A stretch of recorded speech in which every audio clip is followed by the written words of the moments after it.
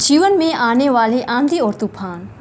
जीवन एक यात्रा है और इस यात्रा में सुख दुख, उतार चढ़ाव, शांति और तूफान सब आते रहते हैं। कोई भी इंसान ऐसा नहीं है जिसने कठिनाइयों का सामना ना किया हो।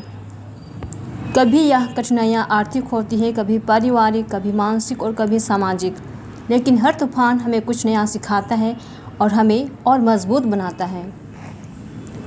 अंधेरे का अनुभव। जब जीवन में अंधेरा छा जाता है तो हमें लगता है कि सब कुछ खत्म हो गया है।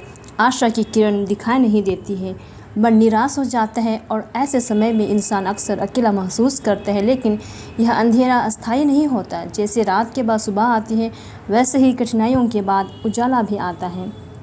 तूफानों का महत्व। तूफान हमें हिला कर रख देते हैं।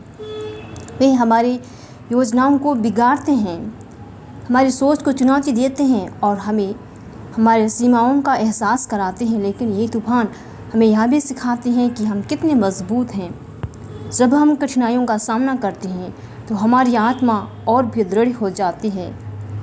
धैर्य और विश्वास जीवन के तूफानों से निकलने का सबसे बड़ा साधन है। धैर्य और विश्वास यह हमें समझने में मदद करता है कि हर कठिनाई अस्थायी है। विश्वास हमें यह भरोसा दिलाता है कि ईश्वर या जीवन की शक्ति हमें कभी अकेला नहीं छोड़ती। जब हम धैर्य और विश्वास के साथ चलते हैं तो हम हर तूफान को पार कर सकते हैं।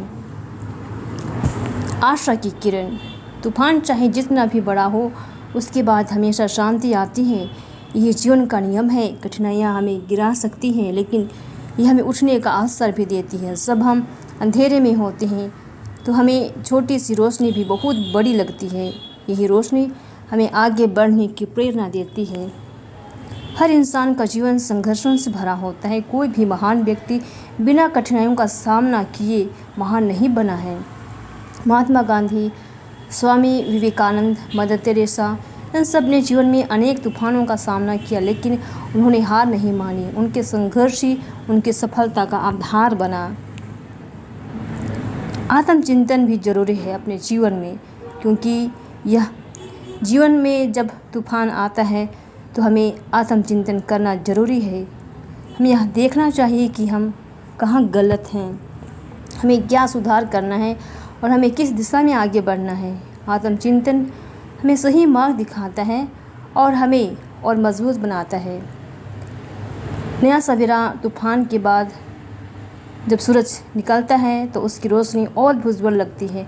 उसी तरह कठिनाइयों के बाद जब जीवन में शांति आती है तो उसका आनंद और भी गहरा होता है। यही कारण है कि हमें कठिनाइयों से डरना नहीं चाहिए, बल्कि उन्हें जीवन का हिस्सा मानकर स्वीकार करना चाहिए।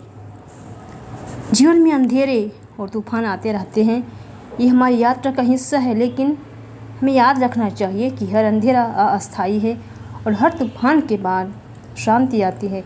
यदि हम धैर्य, विश्वास और आशा के साथ चलते हैं तो कोई भी कठिनाइयाँ हमें रोक नहीं सकती।